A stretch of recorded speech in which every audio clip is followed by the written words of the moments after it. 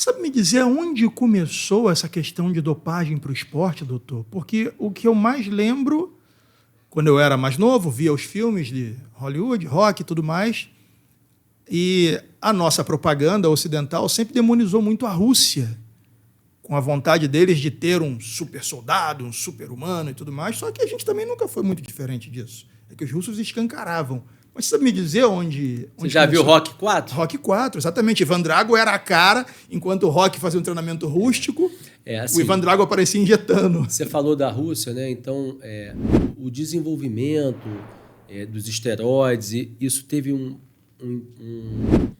crescimento e desenvolvimento muito grande na Guerra Fria. Na Guerra Fria. Onde, sobretudo, a Alemanha Oriental, os países da Cortina de Ferro e a própria União Soviética foram desenvolvendo substâncias cada vez mais, buscando força, potência, inicialmente num contexto de guerra e depois por toda a propaganda, né, comunista. Ali tinha uma polarização muito grande. Estados Unidos, e o esporte era uma vitrine disso. Era uma vitrine. Então, exato. Você ganhar uma medalha de ouro no atletismo... Mostrava a pujança da nação. Exato, pujança, sucesso, crescimento, sinal de prosperidade. Então, a Europa Oriental e os países ali da Cortina de Ferro tiveram uma importância muito grande no desenvolvimento dessas drogas. Ao passo que você vê naqueles Jogos Olímpicos daquela época a supremacia daqueles países até pequenos às vezes. Romênia. Né? E isso levou, né, uma preocupação e uma resposta no sentido de esses atletas talvez não estejam puros, né? Como muitas atletas do sexo feminino que tinham um desempenho muito acima da média de mulheres ali do sexo feminino. Então, a gente teve um crescimento muito grande das pesquisas e testes a partir da década de 80. A gente lembra ainda dos Jogos Olímpicos de 84, 88, Ben Johnson, 88. Putz. E também os testes sempre foram muito caros, né? Então, mesmo pensando em Jogos Olímpicos, isso acaba sendo um fator limitante. Com o tempo, esses testes foram se tornando mais baratos, ainda são muito caros, mas isso permitiu que a testagem pudesse ser feita numa escala maior. Os dopes estão sempre à frente dos testes? Com certeza. É igual, vamos fazer uma analogia aqui com os vírus de computador e o sistema antivírus. Quem é que chega antes? Chega antes o vírus. Chega antes o vírus. E depois Então, é por isso que essa lista da WADA ela é muito viva.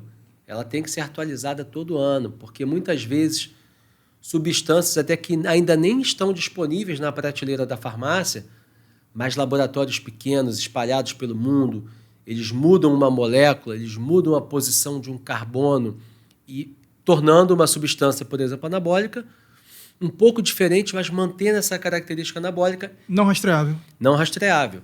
Então, é importante que essas listas sejam atualizadas e os testes também. Mas, com certeza, o doping está sempre à frente do antidoping. E a questão do doping, na minha concepção, ela não é moral. E, às vezes, ela é moral. E, às vezes, isso se confunde. Mas ela só é moral quando você bem disse, como você bem disse aqui, quando a regra diz que você não pode. Porque basta um seguir a regra e 10 não seguirem para que haja ali um dilema moral, uma injustiça. Exato. Se tratando da questão de saúde, eu sou mais daquele de que cada um cuida da sua. Por exemplo, fisiculturismo. No fisiculturismo, o doping é liberado. E aí todo mundo ali usa, eu não posso dizer que o cara não deve usar. Porém, a gente também tem que entender que todo mês morre um fisiculturista. Como é que a gente pode trazer à luz do conhecimento para as pessoas que não são fisiculturistas o perigo real de usar um esteroide se inspirando no que esses caras profissionais fazem? Mais uma vez, eu agradeço a oportunidade de estar aqui nesse canal. A gente tem tanta gente ouvindo. Então, hoje, a gente tem um problema de saúde pública. O uso de hormônios, esteroides, para fins estéticos e ou de performance são um grande problema de saúde pública. Não só no Brasil, Estados Unidos e muitos dos países. Semanalmente ou diariamente, todos os médicos endocrinologistas ou cardiologistas se deparam com pacientes com alguma complicação oriunda do uso do esteroide. Caramba! Eu acho que talvez o público leigo não tenha muito essa percepção, até porque o que aparece na mídia muitas vezes são corpos sarados, fortes. Normalmente são pessoas de exposição na mídia, o que leva a uma falsa percepção de que tá tudo certo. Isso é normal. Mas ele está fazendo com orientação médica. Isso é uma falácia. o uso de qualquer hormônio sem indicação incorre num risco. E cada vez mais nós vemos complicações, você mencionou do fisiculturismo, a incidência de morte súbita, de morte cardíaca, morte prematura nesses atletas, ela é muito alta. A gente recebe isso.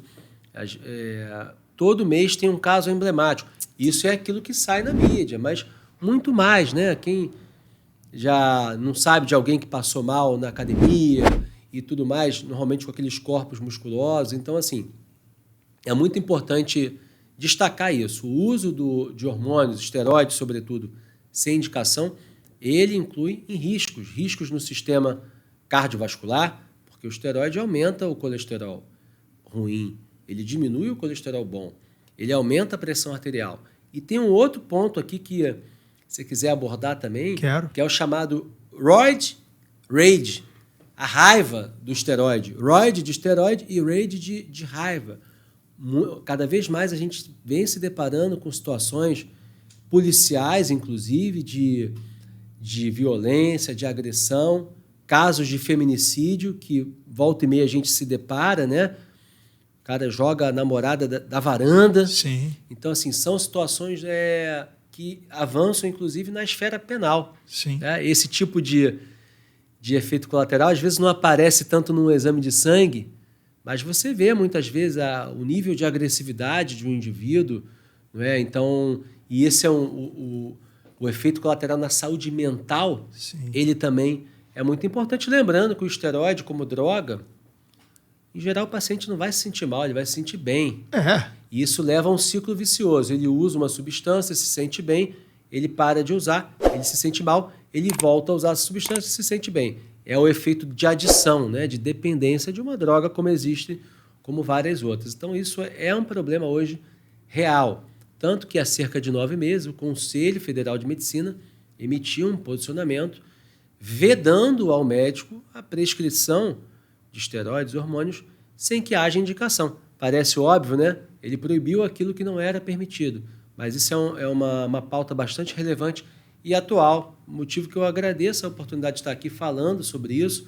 Por exemplo, no mundo da luta, a gente sabe que é muito comum o uso de substância, o uso de esteroide. Um usa porque o outro usa, sobretudo na performance mais baixa, né? Que não tem ali teste antidoping. Então, é muito importante a gente lançar esse alerta, sabe? Sim.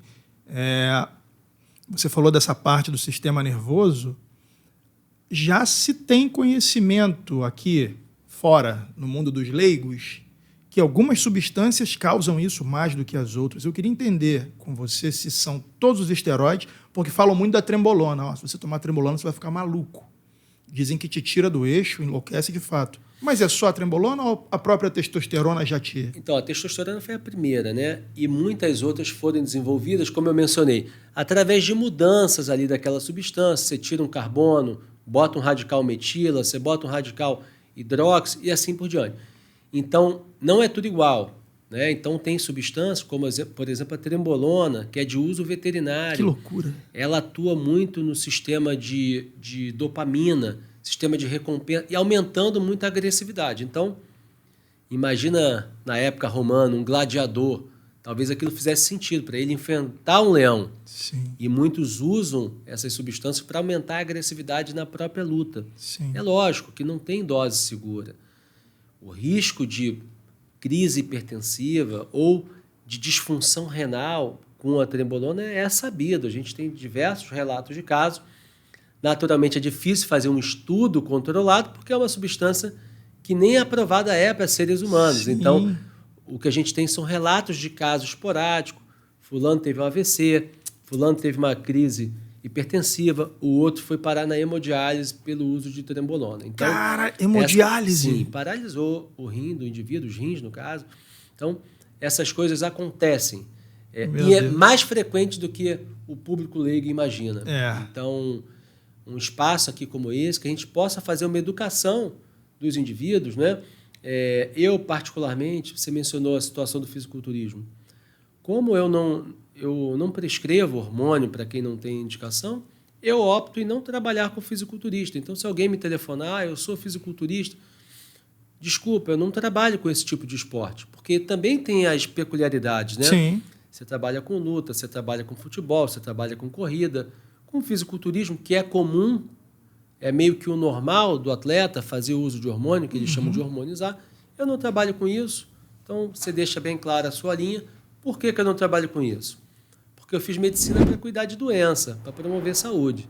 Se é uma coisa que te faz mais forte, mas tira a tua saúde, eu optei em não trabalhar com isso. Obrigado por ter assistido a esse corte. Caso você também queira viver de YouTube e ganhar até $3.000 no seu primeiro mês remunerado, não deixe de clicar no primeiro link na descrição desse vídeo. Caso queira assistir ao episódio completo, o segundo link na descrição desse vídeo é o link direto para o vídeo no YouTube. E caso você queira ouvir no seu celular, através da comunidade do Hotmart, em segundo plano, exatamente como funciona o Spotify, por R$ 3,99 na comunidade Connect no Hotmart, você ouve a todos os episódios no seu celular. Abraço.